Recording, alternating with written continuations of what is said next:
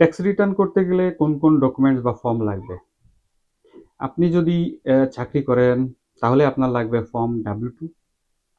আম এই ফর্মটি আপনার নিয়োগকর্তা বা আপনার এমপ্লয়ার আপনাকে দিয়ে থাকে, যেখানে প্রতি বছর আপনি কত আয় করেছেন, কত ফেডারেল, স্টেট ও সোশ্যাল সিকিউরিটি বা মেডিকেল ট্যাক্স অ্যা কাটা হয়েছে তা লেখা থাকে।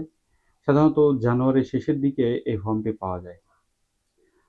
আপনি যদি self employed, freelancer, contractor, Uber, lift, DoorDash বা এই ধরনের কাজ করেন, তাহলে আপনার লাগতে পারে ফর্ম 1099 নেক অথবা ফর্ম 1099 মিসেলেনিয়াস।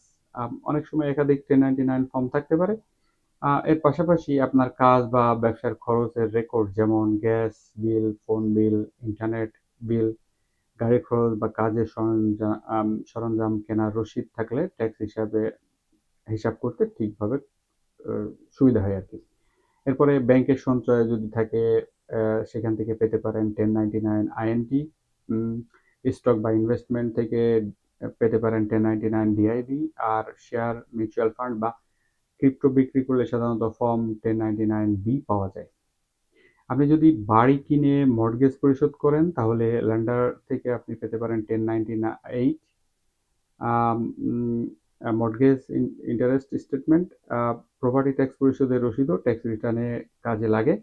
আর যদি বাড়ি বিক্রি করে থাকেন, তাহলে সেই লেনদেনের জন্য সাধারণত ফর্ম 1099 এস ইস্যু করা হয়। আম ট্যাক্স রিটার্ন ফাইল করার ক্ষেত্রে পরিবারের তথ্য অত্যন্ত গুরুত্বপূর্ণ।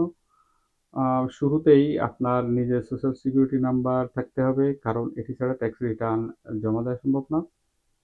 আপনি যদি বিবাহিত হন এবং যৌথভাবে ট্যাক্স ফাইল করেন, তাহলে স্ত্রী বা স্বামীর social security number, date of birth এবং বর্তমান অ্যাড্রেস সঠিকভাবে দিতে হয়।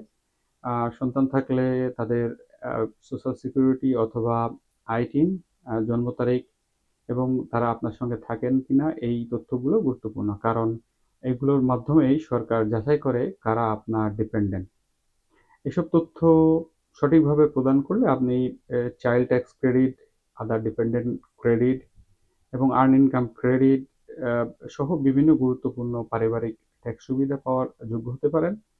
তবে কোনো ভুল তথ্য বা অসম্পূর্ণ তথ্য দিলে রিফান্ড দেরি হতে পারে বা পুরো রিটার্নেই জটিলতা দেখা দিতে পারে। উম আপনি যদি কলেজ, ইউনিভার্সিটি বা কোনো ট্রেনিং প্রোগ্রামে পড়াশোনার খরচ করে থাকেন, তাহলে প্রতিষ্ঠান থেকে পাওয়া ফর্ম 1098 টি লাগতে পারে। স্টুডেন্ট লোনের ইন্টারেস্ট পরিশোধ করলে তার জন্য ফর্ম 1098 ই আ প্রয়োজন হয়। আপনি যদি ট্যাক্স রিফান্ডের যোগ্য হলে আম আ আপনার ব্যাংক অ্যাকাউন্ট নাম্বার ও রাউটিং নাম্বার দরকার হবে, যাতে ডাইরেক্ট ডিপোজিটের মাধ্যমে দ্রুত রিফান্ড পাওয়া যায়। উম সচরাচর এই আম যা, যা ট্যাক্সের সাধারণত লাগে সেগুলো আমি আপনাদেরকে জানিয়ে দিলাম। আম যত দ্রুত সম্ভব এইগুলো যদি আপনার কাছে এভেইলেবল করতে পারেন বা এভেইলেবল হয়, ট্যাক্স রিটার্ন দ্রুত শেষ করাই ভালো। সবাই ভালো থাকবেন। উম পরবর্তী ভিডিওতে আবার দেখা হবে। আল্লাহ হাফেজ।